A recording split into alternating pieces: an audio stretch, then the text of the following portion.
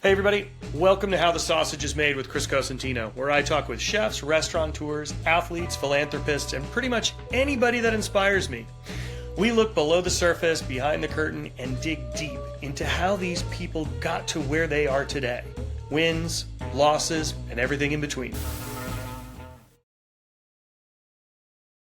I am beyond excited. I had an incredible meal in Austin at Birdie's, and Chef Tracy Malechek, did I get it right this time? Did I do it? Okay, good. I'm so nervous to getting names pronounced improperly. It was really such a refreshing change to have a meal like that in the style in which it was served. You know, you walked in, no reservations, order at the counter when you come in, sit down, incredible wine service, but the food was just banging. So, Tracy, thank you for taking time. I know you're super busy with the restaurant. I know you've got a munchkin. You gotta manage on top of all of that too. So thank you for taking time to be a part of how the sausage is made. Wow, thrilled to be here. So, Tracy, let's start at the beginning. When did you decide you wanted to cook? Like, what was that moment for you that just kind of shifted it all for you? I was in college for hotel restaurant management, and the week of graduation, I helped a friend who was a sous chef, and she was in charge of a seven-course menu. And so there was a big squad of cooks and culinary students and hotel restaurant management students, and we were all kind of like putting on one little garnish to this elaborate meal at the university. And here I am putting on parsley, and I felt the adrenaline rush, even though I literally had zero responsibility. And I had never really done anything that made me that happy and excited since playing competitive soccer. And I was also really into the independent like rock music scene in Houston. So like a lot of just kind of punk rock intimate shows that like had a lot of energy, and I just love that feeling of I'm alive, and I knew I couldn't do a 9 to 5 job. So having that adrenaline rush in that moment made me think like, okay, I'm gonna give this a whirl. So you were in hotel restaurant management school. Where was that? That was at the University of Houston. So I was thinking, my dream someday to, my hero was like Danny Meyer back then, and I just thought it would be cool to have a restaurant someday. I always loved independent restaurants in my community, just little mom and pops. I thought it was cool. I love the personality and the soul and the community that you kind of got from those restaurants and seeing your favorite server. I just thought there was something magical and special about that. But I never thought about cooking growing up because I was playing so many sports. But I did always love to eat. I was kind of, me and my friend were the weird ones on the soccer team that were like, well, where are we eating after the game? And everyone's like, they're like protein bar. And they're like, what are you guys talking about? But it was just always in me. I just never knew it was via cooking. So what was that step from there? Did you finish your degree and then head on to culinary school, or did you just jump into a kitchen? Yeah. So after that, I literally graduated that week. So I was already there with the diploma, which was good. And I moved to Spain for 6 months. That was like already planned out to study Spanish. And so I was really inspired there to kind of learn about like new products, just be in a new culture. I grew up in suburbia Houston, and I just knew that wasn't my forever place. I love like Houston. It's always in my heart. It's always my hometown. But I just knew that there was more kind of culture, there was more kind of storytelling through food. I was really inspired by beautiful vegetables that we didn't have at our local grocery store at that time. So I knew I just kind of wanted to get out of my bubble, meet new people, see new things, and experience something new. So I went to Spain, and I was like thinking about cooking, and I had a professor in school. He was like, look, I know you're struggling to figure out what you want to do. You're considering being a chef. This is what you do: get a bottle of wine, shut the door, drink it, and then ask yourself what makes you happy. And then that's what you should do. And I was like, all right, I'll do it. And sure enough, I did it. And I had a little notebook. Um, Food just was it for me. And I was like, that's it. That moment that I felt plating the parsley. That was the moment. I'm gonna try to cook. So I moved back to the States, moved to Chicago, literally just packed in my car, and drove up there in a blizzard. And there was a place there I wanted to cook called Lula Cafe in Logan Square. And they were cooking, very neighborhoody, warm, kind of family vibe. But they had these Monday night farm dinners where they cook like 4 or 5 courses of really beautiful, seasonal food, inspired by the market that day. And we had nothing like that really in Houston at that time. And I knew that was the place I wanted to cook at. Did you get the job there? It took me 6 months of wearing them down, and I had to take another job in the meantime to just pay the rent. But I kept going back, and I wore Jason down, who's the chef and owner. And that was kind of my first place to start cooking. I mean, talk about a great person. Jason Hummel is a really, really talented chef. That restaurant is iconic. For those of folks out there who don't know, his book just came out with Phaedon. Really, really beautiful book, and delicious food. Yeah. And him and Leah were co-chefs at the time in the kitchen, and they were like Wow. my cool, kind of self-taught cooking parents. She's a musician as well. Um, they were just the coolest, and it was the best introduction to a professional kitchen. Taught me how to hold a knife, everything. Which is really pretty incredible. Like, you think about that. You've already gone to school. You've done what you thought you wanted to do, right? Which was the hotel restaurant management, which would lead to where you are now. But the culinary training, that's always the big question for a lot of folks. Do I choose to go to culinary school, or do I learn on the job? And I think that ultimately is the individual. I think if you have enough dedication and drive, you don't have to go to school. You can learn on the job because you want to bad enough. 100%. Yeah, I tell cooks the same thing. Um, Going to culinary school is like a real financial commitment. And, you get out and you're making X amount of dollars a week, and then you look at your loans, and that's some hard math to do. And I think for everyone has a different kind of financial situation and needs to assess that for themselves, but it's by no means necessary. So after Lula, Jason and Leah, I was considering culinary school. I was considering CIA, because I was just got locked in. It was a great squad at Lula. They were like, just gotta be the best. You gotta push. You gotta do X, Y, Z to be a badass line cook, And I was like, yeah, like I'm in it. And it was just the right culture, the right place, the right mentality. And then I ended up going to CIA in Hyde Park after that. And how long did you do the full culinary program, or were you able to do an abbreviated program because you had already done the hotel and restaurant management? Um, so I did the AOS. It was kind of like a little bit less than 2-year program. I knew I really didn't want to be in school, but I did want to focus on, the why of stocks and a lot of the foundational things to French cuisine. I knew that's what I wanted to get out of it. And I was finally in a place in my life. I was like 25-ish at that time, 26. And I kind of got my young 20s moment out of my life, and I was like ready to lock in and be serious about culinary school. I would also not recommend culinary school for someone who's kind of not ready for that, because it is so expensive. Like, you want to make sure you're locked in if you do attend. I think that's a really important, like, for years it was, please work in a restaurant prior to going to culinary school, to realize that this is a real commitment, right? Like, if this is really truly what you want to do, and have some basic foundational understanding of what the industry truly is, not a fantasized or a dream world that you may think the restaurant industry is. 100%, definitely. So I only did that 2 years, and I was like so eager to be in the city. I was like trailing every weekend in New York, which gave me, by the way, massive anxiety. But it's the kind of thing that, like, do the things that scare you. I wasn't like a natural in the kitchen. I had to work really hard to just be decent, but I was really stubborn, and I don't give up. And I was like, I'm willing to work extra, do whatever I need to do. Like, I'm just going to make it happen, So where were you staging in New York? I would literally go to the city on like Saturdays. My best friend actually lived in Lower East Side at that time, so I had a free couch to crash on. and then come back Sunday. So like, go trail, hang out, catch up, and then get back to go to school. And my first trail was actually at Restaurant Danielle.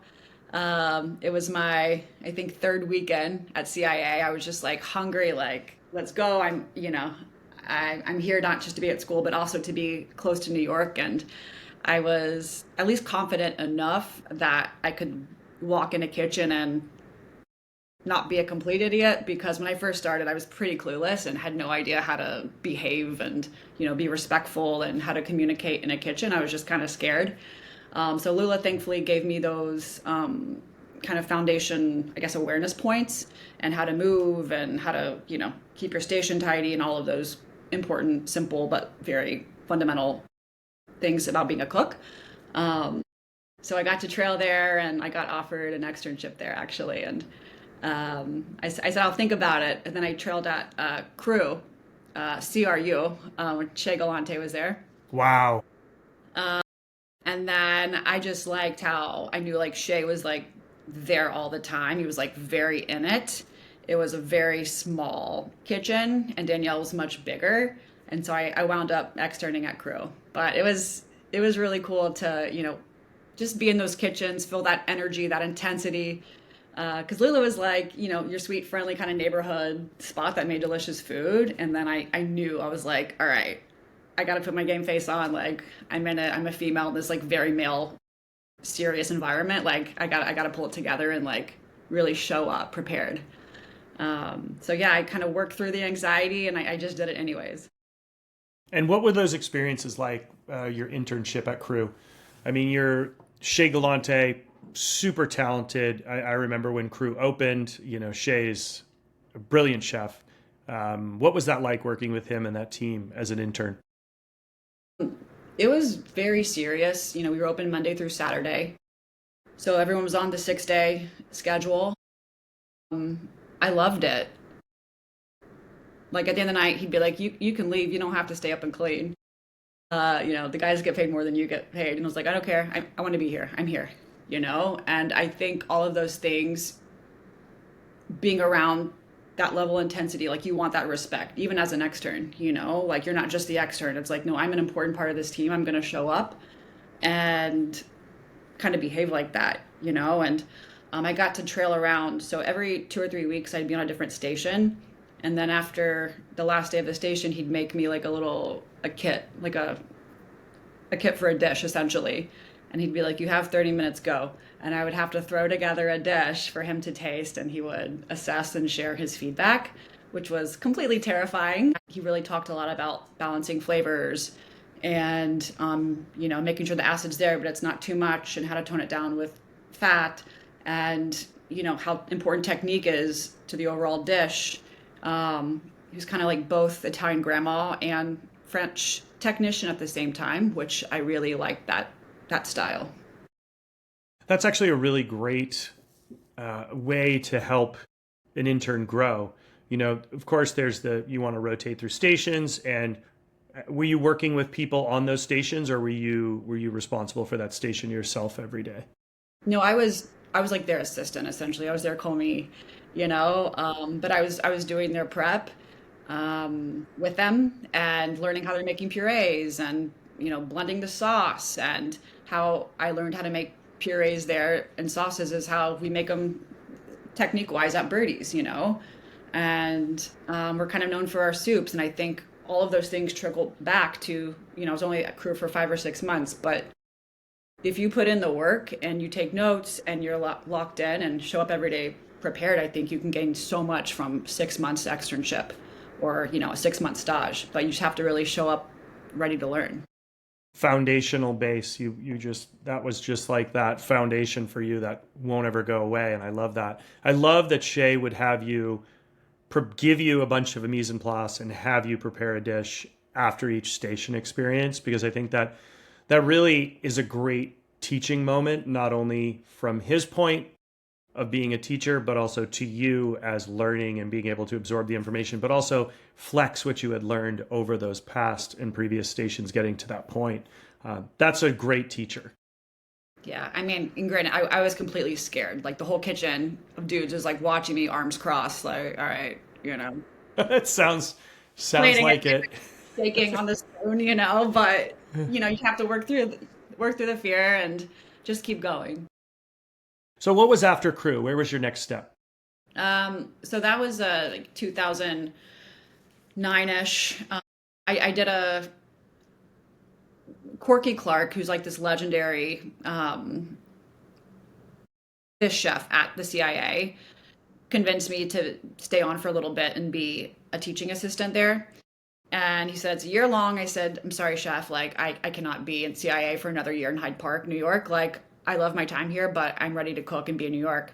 So we kind of negotiated something to where I did 3 months in the fish room and 3 months in the meat room. So I got to learn some more kind of butchery techniques and things like that I thought were really important to my cooking foundation. So after that time, I went to Del Posto. It was like 2009, and I knew I wanted to work with Italian food, specifically great pastas, and I was there for 3 years. And I mean, talk about a monster restaurant, right? I'd been there a bunch. You were probably in the kitchen when I ate there. I mean, you have Brooks, you have, I mean, Ladner. I mean, come on, like powerhouse talent in that kitchen. What was that like walking into that grandiose restaurant? I mean, it was grand, right? You had multiple different dining levels. You had private dining rooms. It was a massive monster with super high elevated Italian cuisine. Oh, it was insane. The china, Janori plates, Movia, beautiful, delicate goblet wine glasses. It was a little intimidating for sure, coming from smaller style of kitchens. If you forgot mise en place upstairs kitchen, you had to go downstairs around the corner, and that's adding 7 minutes to your day. And you're really behind now, and I didn't really know how to do volume. And Del Posto taught me volume. And I cooked all the stations there. And, how we finished pastas today at Birdie's was inspired by that. Like, we don't use any of those specific pasta recipes, but just the style of the pasta being in the pan, and how you're finishing it, when you're adding the oil, when you're adding the lemon, the cheese, all of that stylistically was sculpted by my time on the pasta line there. And I probably wasn't even the best pasta cook there. Like, I felt like my anxiety would really hit me. Like, there was 3 stations on the pasta line: fresh, dry, and rice risotto. And so risotto is fired, 25 out. And then you had your timers for 25 minutes, and you started the timer, and that kind of kept you on track. So you could also time the risotto if it was going with segundi, and you were putting it up with the fish, if someone was finishing with the risotto. And it was just a massive, massive operation. And I learned a lot. I had some tough days, but if it's like what I tell my cooks, like, if every day's easy, you're probably not learning. So I learned a ton, and I learned how to be efficient and organized, and work in a big kitchen. And that was a pretty heavy hitting time there. You were 3 years there. That's a lot of intake, and there was a lot of pressure on that restaurant, which I'm sure trickled down to you and all the other cooks at that time. Yeah, it was very stressful. I remember I had like a timeline, a prep list timeline every day, like what equipment I'm pulling. Like, you had to walk in, and you said hi, but you were running the second you clocked in. And we got 4 New York Times stars when we were there, which was exhilarating, and also a little scary because with accolades comes more pressure. But I was really thankful to work with some real talent and awesome humans. Brooks, I would work with Brooks on my day off, because I knew, I was like, this guy's a genius, like putting celery in dessert, and it's delicious and it's worked. And not a ton of chefs were doing that at that time, and he's still, like, to this day, like, a chef. I'm like, he's brilliant. he's between there and Superiority Burger. Like, he just thinks in his own way, and he really inspires me to think in my own way, you know? And I think as we're all inspired by each other, I think the thing is to like be inspired by like a way of approaching rather than just like taking a dish, you know? It's just like, just think for yourself, be empowered to be you.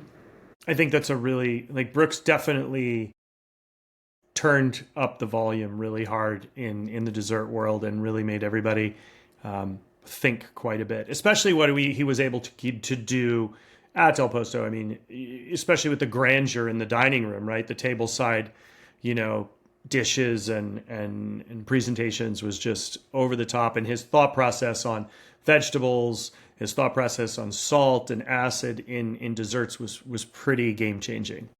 Yeah, it's funny because he always would have a pastry sous chef who was like the grams kind of chef to keep him kind of in line, because he hated grams, he hated scales. He was like, just taste it, just make it delicious, you know? And I definitely got that style from him, but I think he knew, especially being a bigger operation, like you had to have recipes, you know, and some things needed to be in grams, you know, and he kind of accepted that, but he never really wanted to be that himself. If that makes sense? Yeah, I mean, Brooks was punk rock, right? He lived it. He lived and breathed it all the way through. And I think that he understood how he needed to evolve, which I think is really impressive, because he understood that you have to make things delicious and you can cook like a Nona, but at the same time, you have to be able to document it, because he's not going to be there every moment to make sure that that quantity and quality is what it's supposed to be when he's not standing right there. And that's truly evolvement, right? That's truly growing up as a cook and a chef, is understanding that and being able to pass that knowledge on. Grams makes life easier. Yeah, I think this, and this is kind of like at Birdie's, for me with grams, I put some things in grams and then other things I intentionally don't, because I feel like when I taste completed, whether it's a braise or whatever it is, and it's in grams, a lot of times things aren't as good. And I'm like, what happened here? Did you remember to season this throughout? Did you season the onions? But did you season it when you added the fennel? But did you know what I mean? Like they got the recipe and they're like, I got it, but they're not like feeling it, you know, and they're not in it. They're just following the recipe. And that's kind of why I also hate recipes, but I know, like at Birdie's, 2 years in, we started adding recipes. It's actually a 4-year anniversary today. Congratulations. Thank you. Thank you. And I knew once I got pregnant, and then when I was about to have my baby, like month 9, I was still expediting. I promoted Hije, our exec sous now, to sous chef. It was definitely long overdue. And I was like, okay, we need recipes. We need to document this stuff. Well, I think there's something to be said for understanding grams, but then also understanding the product and the produce and the meat, and they change. Seasonally, things change flavor-wise. Early in the season compared to middle and then late in seasons, whether it's tomatoes, strawberries, beef changes as they eat and graze, pork changes between the summer and the winter, the fat consistency, texture. So really understanding those things is what makes a great chef. Yes, you may have gram scaled recipes, but can you adjust the seasoning upon what the season has provided you? And I think that's a really important thing. And like you said, it's great to have them, but it's also, can you adjust them and cook like that grandma who tastes things? Because you just like, I think about when my great grandmother would cook, it was like a handful of this, a little bit of that, and you taste it, and a dash of this, and a bit, and you're like, well, what's the measurement? She's like, you'll figure it out. And yeah, taste it. Yeah, taste it. Yeah, and I mean, even like our recipes, like for example, like gazpachos. I mean, I can't imagine a dish that for us changes any more recipe-wise than a gazpacho, because it's like, well, what do the tomatoes need that day? Some days, maybe a little pinch of raspberry vinegar. Some days, you don't need that fruitiness. It just depends where the tomato's at that day. That is the best trick in the planet, by the way. You just let a big cat out of the bag, Tracy. Raspberry vinegar is the best tomato. Well, there's also the Muti tomato vinegar. Have you tried that one? No. Oh man, you got to get it. Muti, M-U-T-T-I. I know you know that product, but they have a tomato vinegar, which is banging. Okay. You'll love that one. You'll love that. But yeah, raspberry vinegar, I think, is super. everybody bags on it. It's like, oh, it's so good. It brings out all those really delicious fruity notes in things that you know, wouldn't really expect it to. I love it. I mean, if you have like understand solid technique, you have a lot of vinegars and you understand how to use that slash citrus and nice olive oil, you can do anything. That is it. That is the secret to like making delicious food, I believe in my heart. I love that. And to me, that's some of the most fun, right? Is tinkering and figuring out those things. As a chef, I'm always asked the same question. What's your secret to making a restaurant quality dish at home? It's not just the ingredients, it's how you bring them to life. And it starts with the right tools. Heston's Probon Professional Clad Cookware Collection will give you control, consistency, and confidence. It's cookware that makes you want to cook more.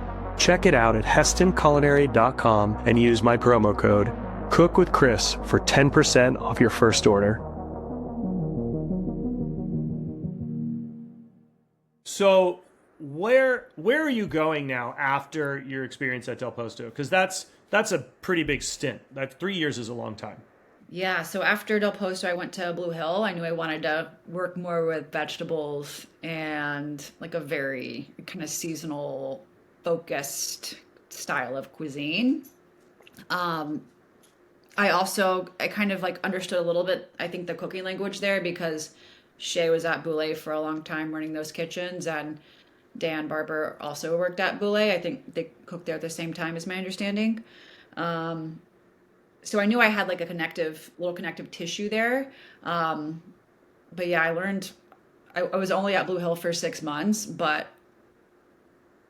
I think about that restaurant a lot, and I think about what I learned a lot, and I apply things I learned there often, and it was long days and it was a push and it tested me in many, many ways. I came from being the meat roast at Del Posto and I was like very confident, and I got humbled on Garde Manger in August, at Blue Hill, in New York. And I just learned so much, and it was most definitely worth my time.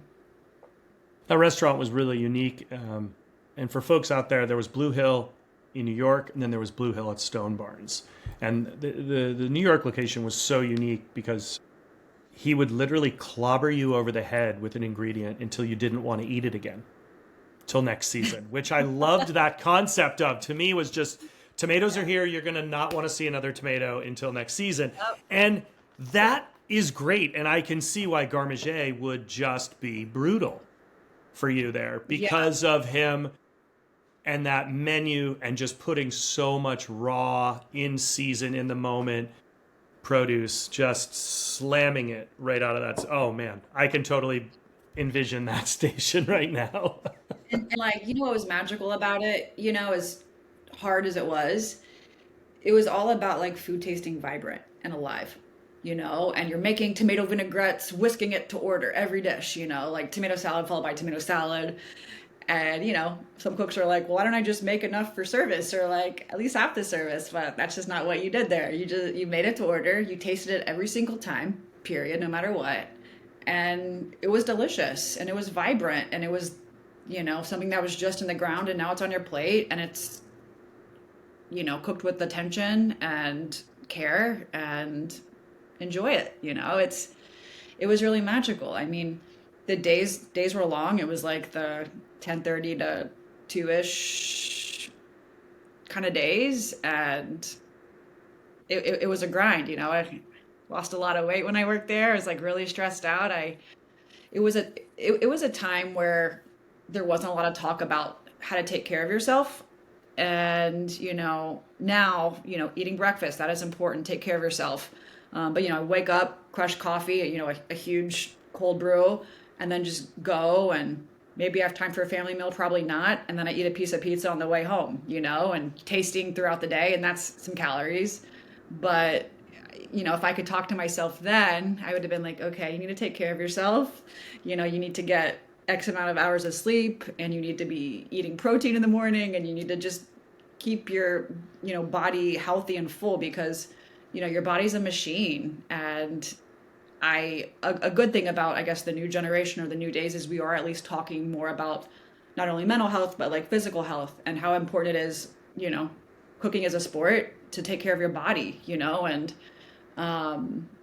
like the CDC there, Trevor would always be like, you need to eat, you need to eat. And he was reminding me, I was like, no, no, no, I'm too busy. I'm too busy. I gotta finish my prep. But now looking back on myself, I would have been like, no, no, sit down and eat because you need that energy to be able to finish service mentally strong. And I think things like that are so important. And I'm at least happy that we're talking about that in 2025 more. Yeah, I think that's making staff eat. The forcefulness now, I think, is really important, almost like a forcing to sit down and eat before service.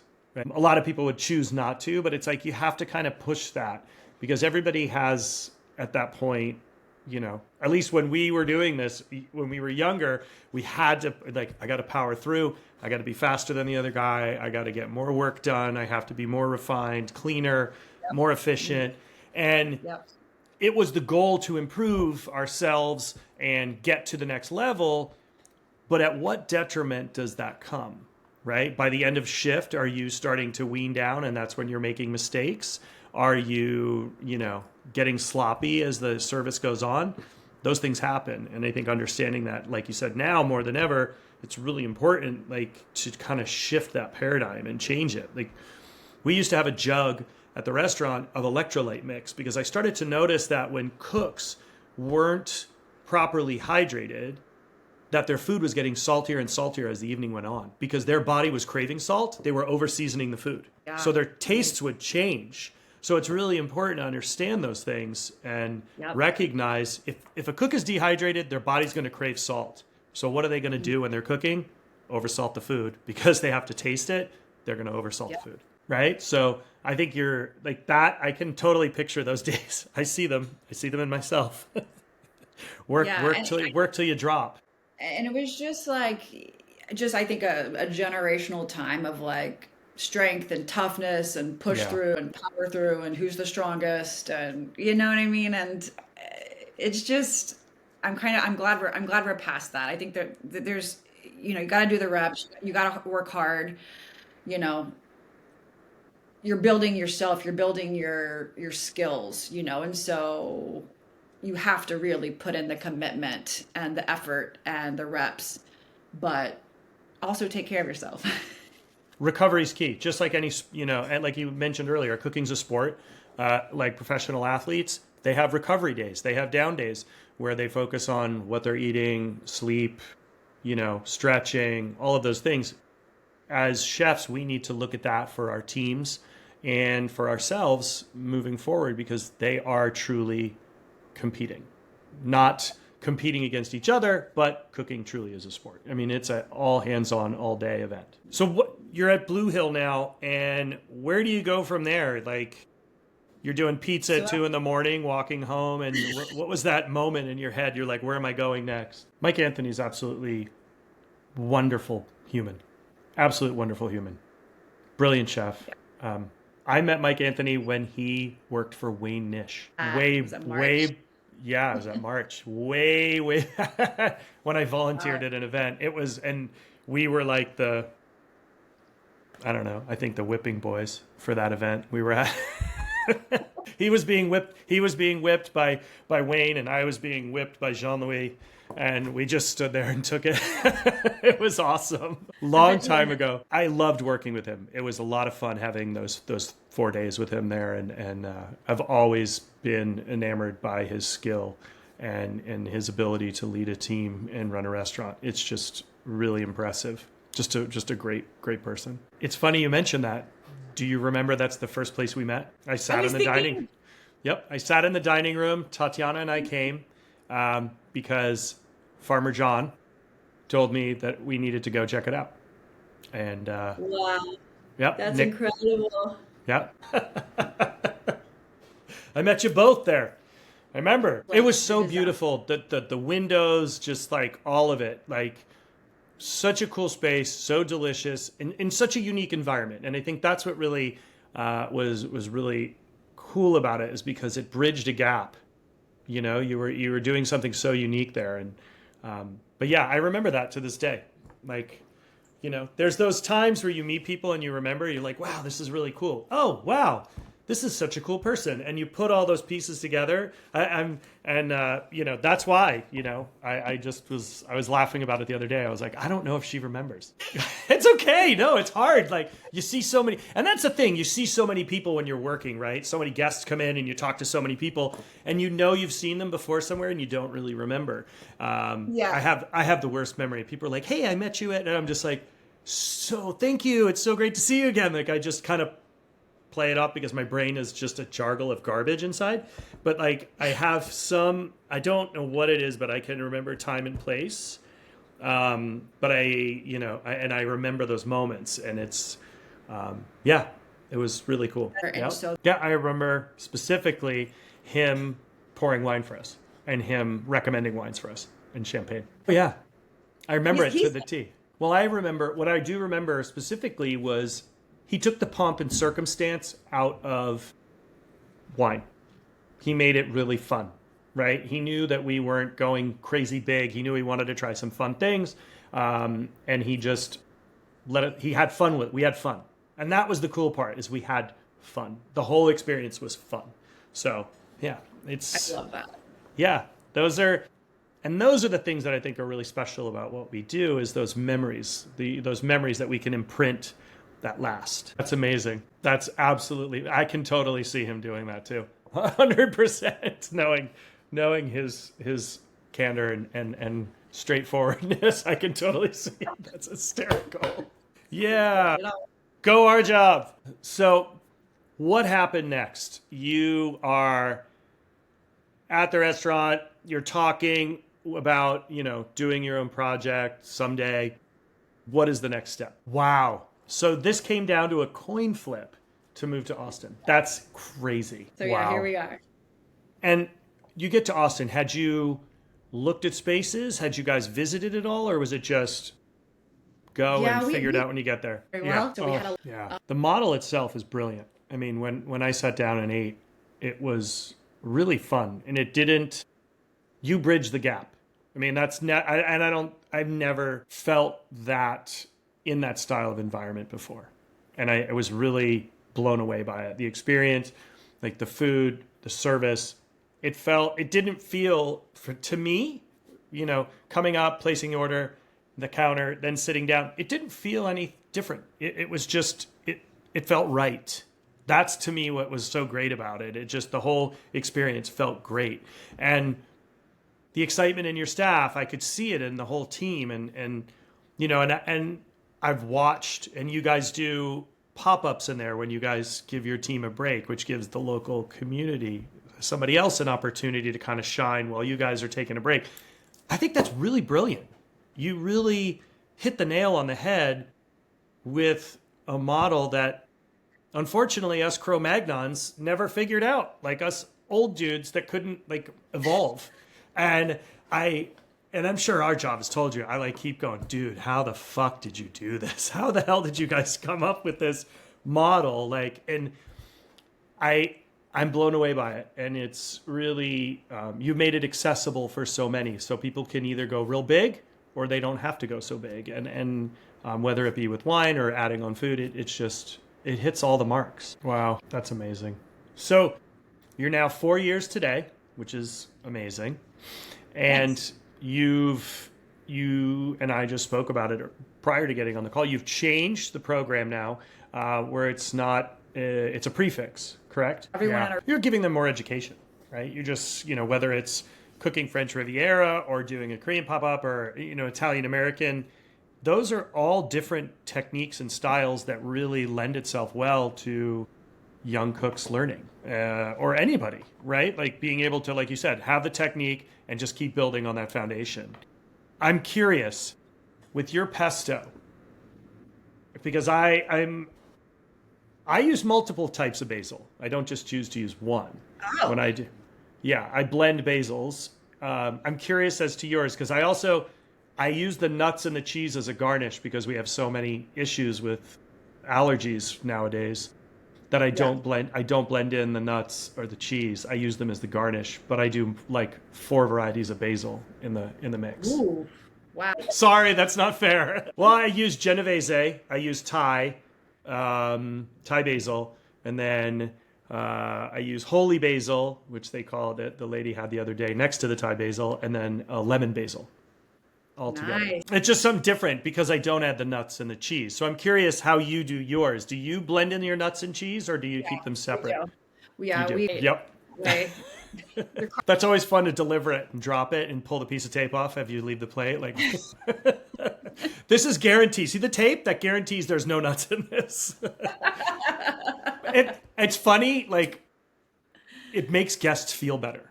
Yeah. I know it's for the folks that are like, oh man, that's so hack. You like took it to the table with the tape on. No, the guest then realizes that chef tagged it.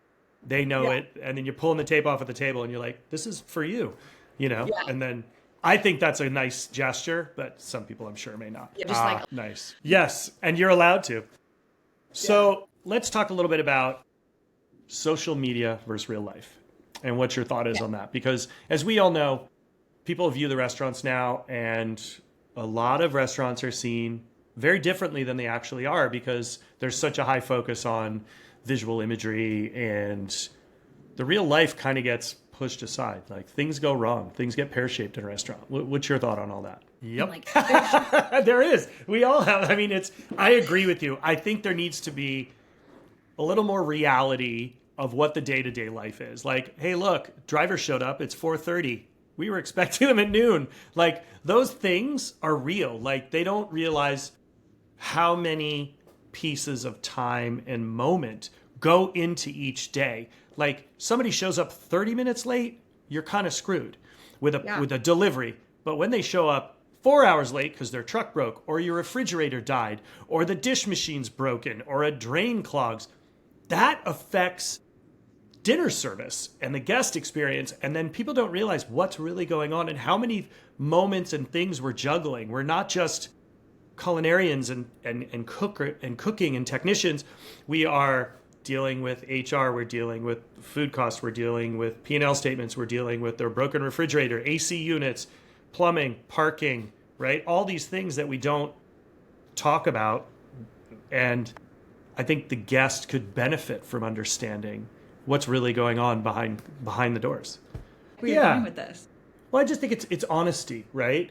Like, nobody talks about, oh man, the grease trap exploded. Well, it happens, and it's awful. We've all been there, right? No, you don't. What has been your worst mistake? It's giving a safe structure, is what I would call it. A safe structure, allowing you to fit into the mold, but also be yourself. Do you have any regrets along the way? And if so, would you change it if you could? Yeah, I like that. What has been your best meal? Do you have a best meal? You and I are very similar in that way, right? We both cook very similarly. We believe in that same style of cooking. I had the same experience with Noma when I went. When did you go? Years ago. It was a while back when I went to speak at MAD. And I pulled Renee aside and I apologized to him. I told him straight to his face. I said, I've seen everything. I've heard everything. There's so many people copying you. Everybody's trying to be like you. I just didn't think I'd get it, dude. I just didn't think it was going to be what this was. And I said, I got to apologize. I was wrong. This is great. And it truly was an incredible meal. But yeah, I admitted right to him. I had to admit that, I was fucking wrong, and it was delicious. And my wife looked at me. She's like, "Don't do that. Don't say anything." I was like, "I have to. I got to own this, right?" Because if I didn't, it was truly an amazing experience. And so yeah, I think we're both on that same page of the way we like to cook and what we like to eat. And that one was definitely an eye opener for me. For sure. And there's nothing like it. You can't do that anywhere else. And I would never try to replicate any of it, but amazing experience. Is there things you won't eat? What won't you eat? Chaff. I'm not going to hate anything. It's a hard texture. It's a hard texture. But thank you everyone else for eating it. But I think that really says a lot. I mean, you continue to go back and try. I think we, as a culture in the US, are a culture of crispy, right? When you start to travel to the Asias and in Latin America is that unctuous, jiggly, gelatinous texture is part of culture, right? It's an approved texture. Yep. It's something that everybody's used to. And then I had this conversation with somebody the other day. If you say crispy skin chicken, you're selling out. If you say poached chicken, you ain't selling it. Yeah. Right? So, because the skin in people's mind, like, oh, the skin, it's going to be, ew, it's going to, bleh. And I think we have this disconnect because we've been so trained for the culture of crispy. There. I'll make you tripe. I promise. I support it. Totally get it. We all have things we won't eat. Everybody's got them. So, if you could dine with anyone, with us or gone, who would it be? Of course. Do you have a culinary dish flop? Because I loved, and I talk about this all the time. Food Arts had the best section of the magazine. It was called What Did They Know? And it was chefs admitting dishes that tanked on the menu. And I know you remember the magazine, and I know you remember that section. We all laughed at it. We all loved it because it was like admittance of failure, right? And that's a big part of growing up as a chef, like learning to self-edit, being able to admit that a dish doesn't work, and just moving forward, right? And I think we all have them. So what's the one that sticks in your mind that was the big goose egg, the big tank? All good. I love that. Do you have a favorite cookbook? That's a great book. That's a great book. That's Karen Page and Andrew Donnenberg, right? Yeah. Yep. They did Culinary Artistry and Becoming a Chef. Really great people. Becoming a Chef, I was fortunate enough to read when it was still in a 3-ring binder before it hit the stands, and just incredible that those books really opened the doors. And if there are cooks out there looking for great education, all 3 of those books will really help elevate you, not only as a culinarian but also as a technician learning to blend flavors. Absolutely. Sorry. No, that's all. It's life. Yeah, it's squirrel, right? Do you watch Up with the kid yet? Man, sorry. No, it's all good. Have you watched Up with Little Man yet? Yeah, the cartoon Up. Oh, it's great. It's a Disney one. I think it's a Pixar one where it's like an old man and he puts all balloons around his house and floats away. It's really cute. Oh, I gotta check it out. But there's a bunch of dogs, and the dogs can talk, and they always just go squirrel, and they take off running. So we're in the trains. It's a little sad, but it's good. What makes you happy as a chef? It's all right. It's life. I don't stress about stuff like that. Just another day at our house. Just another day in life. All right. Are you ready? Coffee or tea? Espresso drip? Pancakes or waffles? Pancakes. Oatmeal yogurt. Yeah. Bacon, sausage, chicken, duck. Beef or pork? Quail or squab? Hot dog, hamburger. Ketchup, mustard. French fries, onion rings. Taco burrito. Pasta, noodles. Ravioli, dumplings. Raw oysters or raw clams? It's all good. Lobster or crab? What type of crab? Sea urchin, caviar. Black truffles, white truffles. White truffles. Meatballs or sausage? Favorite pizza style? Dessert or cheese? Red wine, white wine. Light beer, dark beer. White spirits, dark spirits. Favorite sparkling? Champagne, Prosecco, Cava, Lambrusco. Ice cream, soft serve, gelato or sorbet. Cup or a cone? Chocolate or fruit? Honey or maple syrup? Honey. Favorite candy? Guilty pleasure. I never would have expected that one. What would be your last meal? I love it. Tracy, thank you so much for taking time out of your day. Folks, if you are in Austin, you have to go. Don't miss.